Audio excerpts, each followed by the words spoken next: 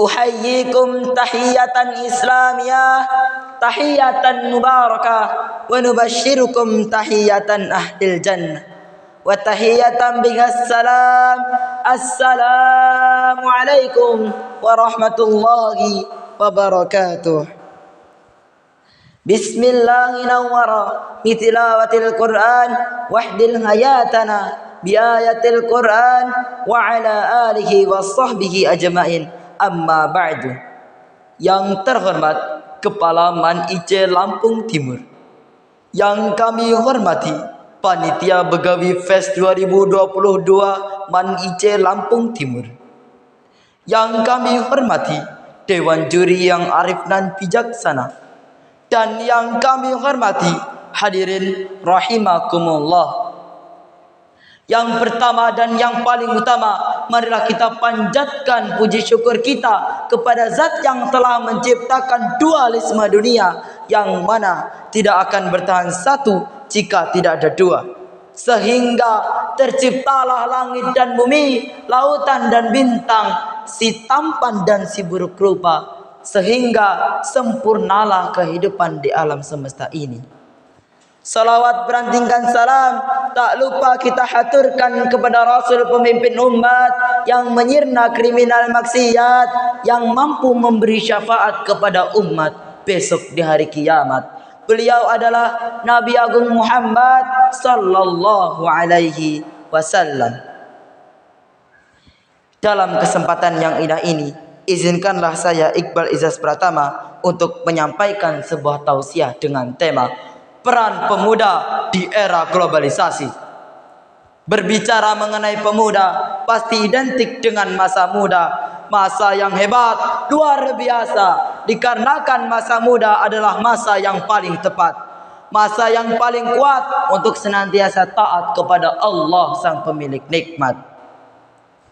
Hal ini seirama dengan salah seorang pendapat, yaitu Syekh Abu Al-Fidais. Beliau mengatakan dalam kitab tafsirnya, Sya'ban wa huwa quwwata ba'da dha'f, bahwa sesungguhnya masa muda adalah masa yang penuh dengan kekuatan setelah sebelumnya berada pada masa kelemahan.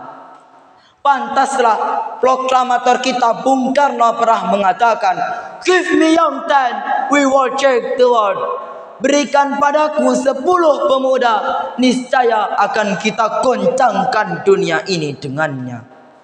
Hadirin rahimakumullah, masa muda merupakan nikmat dari Allah Subhanahu wa taala, di mana kita sebagai pemuda dianugerahi bentuk fisik yang kuat, mata melihat dengan tepat, tangan dapat mengangkat benda yang berat, kaki dapat berlari dengan cepat, wajah tampan atau cantik memikat. Maka gunakanlah wahai pemuda untuk senantiasa taat kepada Allah sang pemilik nikmat. Hadirin rahimakumullah, namun justru sangat memalukan, menyedihkan, bahkan memilukan, di zaman milenial ini tidak sedikit pemuda yang kaya raya, segala ada, segala punya, yang istilahnya HP-nya iPhone Boba 3, laptopnya Toshiba, mobilnya Avanza, kontrakannya di mana-mana, sawahnya lega, duitnya tak terhingga, tiap hari makannya Wagyu A5. Tetapi batinnya tersiksa, hatinya penuh dengan gegana, dikarenakan mereka terjerumus dalam jurang narkoba dan terbujuk rayuan wanita penggoda, dikarenakan mereka melanggar aturan Allah yang Maha Kuasa. Padahal Syekh Mustafa Al-Gulayani, salah seorang penjaga Mesir, beliau mengatakan dalam syairnya, "Inna fi yadis subani amrul ummati wa fi aqdamiha hayataka." Sesungguhnya di tangan kita lah, di tangan para pemuda lah urusan umat ini digenggam, dan di kaki-kaki mereka lah hidup dan matinya umat ini.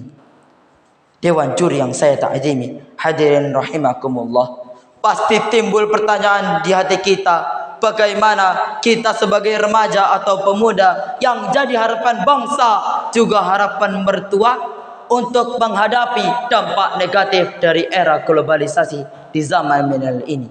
Jawabannya, Imam Sayyid Al-Qutb memberikan solusi kepada kita dalam kitabnya Atsara Hayatu fil Islam, yaitu dengan cara tarbiyatul fardiyah. Kita sebagai pemuda harus senantiasa bersemangat untuk belajar ilmu pengetahuan. Dikarenakan siapa yang dia pintar akan yang berilmu dan juga pintar akan ditinggikan derajatnya oleh Allah Subhanahu wa taala.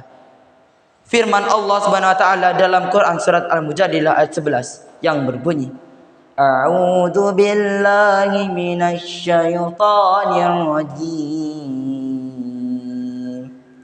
Bismillahirrahmanirrahim. Yarfa'illahu alladhina amanu minkum walladhina utul ilma darajat.